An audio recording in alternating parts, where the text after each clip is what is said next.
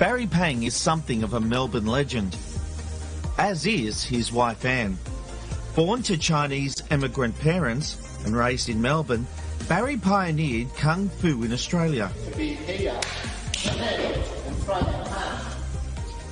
Bruce Lee is a relation. A self-made man, Barry is the first Australian of Chinese descent to win the prestigious Melbourne Cup horse race.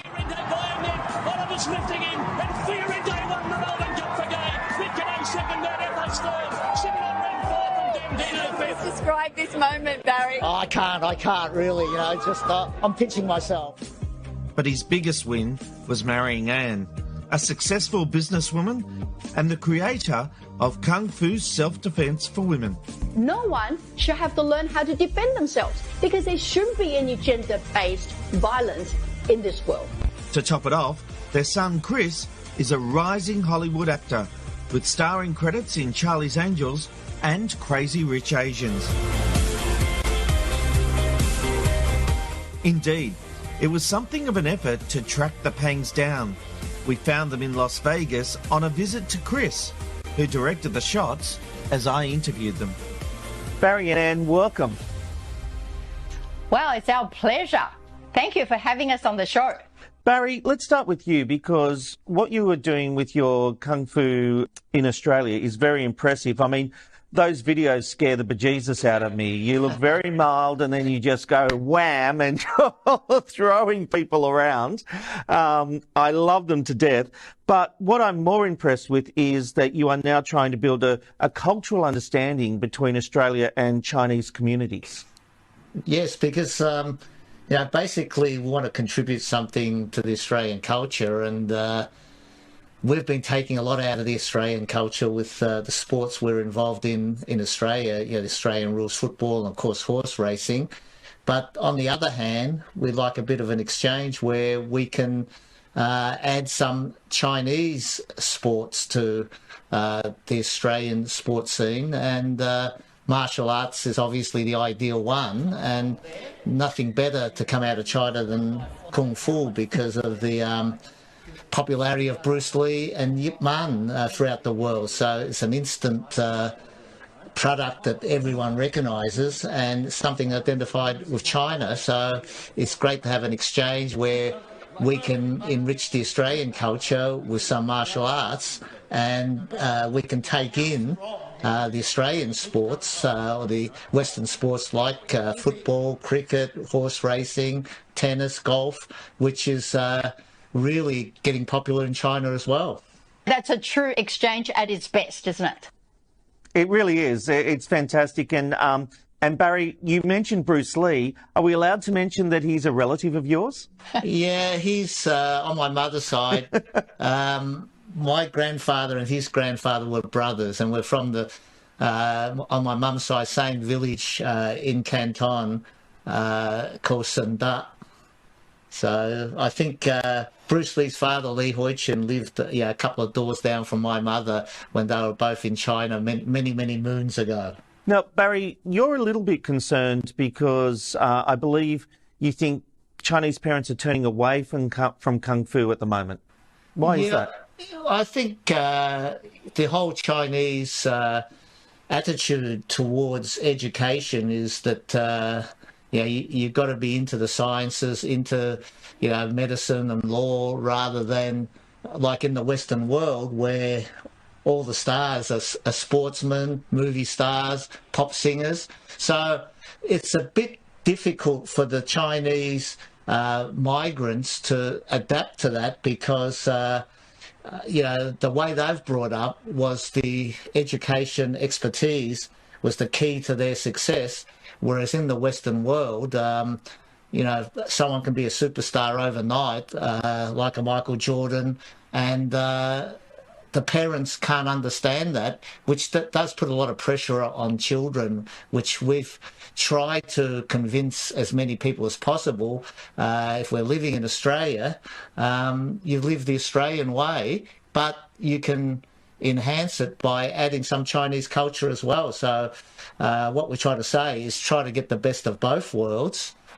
Well, it's interesting you bring up movie stars because, Anne, you've had to deal with the fact your son, Chris, has gone on to find wood in Crazy Rich Asians. How have you found that experience? I miss him so much, but I'm so proud of him at the same time that he has gone on so well from Tomorrow When the War Began in 2010 Yes. to making it in Hollywood as a spokesperson as well for diversity and inclusiveness in Hollywood. I'm so proud that he could be involved in such a fantastic movie from an entertaining point of view and also from a diversity point of view. Growing up as an Asian kid was kind of tough. I never saw myself really represented in the media, and not being validated through pop culture and seeing your image represented. It's tough, especially as a teenager in your formative years. It can be very damaging. And so I am particularly honoured today to receive this award and honoured to receive it from GQ Australia. On behalf of teenage me and all the ethnically diverse kids growing up in Australia. And it's groundbreaking. Yes. It was the first all-Asian cast for 25 years, and it's been the biggest rom-com in the last 10 years, which is pretty amazing for an all-Asian cast. So we're very proud of him, and like I say to everyone now, I'm known as Chris Pang's dad. And I'm Chris Pang's mum. And I will say you sound very, very proud, as well you should. And what I love, and I'm going to reveal something here, he's still humble. He's actually the cameraman today, helping us do this video with you in Las Vegas. So he's not too big for his boots just yet, is he? He loves making things. He loves doing things well. As you would have noticed, Rob, that he wants everything, perfect before it actually goes on air. So, he loves making things and he loves creating things. And he is a very humble person as well. I think that's probably one of the values that we have in the family. Try to embrace that humbleness and nurture that. And also respect. He's very respectful as well. I used to think that love was just a word, and that was more than enough. Didn't think about tomorrow, lived just for today. But then you showed me love. Then the world kept spinning around, and my feet can't touch the ground. So how does a boy from a poor school trying to ride the two cultures end up winning the Melbourne Cup? Well, I think it inspired me. It was always me against my parents, more so my mum, because my dad was pretty much, didn't say much like a lot of Asian parents, but mother, was really onto me on everything. And in fact, I used to get smacked 3 times a day with the feather duster, the cane, and I've been there, Barry. I understand that one. The old days, parents get locked up these days for doing that, but in the old days, that was very common practice, and it just made me more determined to achieve those things that wasn't likely. And obviously, as part of my education at school, my friends all played those sports. They all were involved in all the Aussie things. So you had to be involved, because back in those days, there's only one other Chinese kid in our school, and that was my brother. So unlike now, where there are a lot of Asian migrants here, but back in my day, if you didn't play football and cricket, you played nothing. And you don't belong to any, you wouldn't have any friends there. You don't belong to any groups and that, because that's what everyone else did. So you had to either fall in or fall out.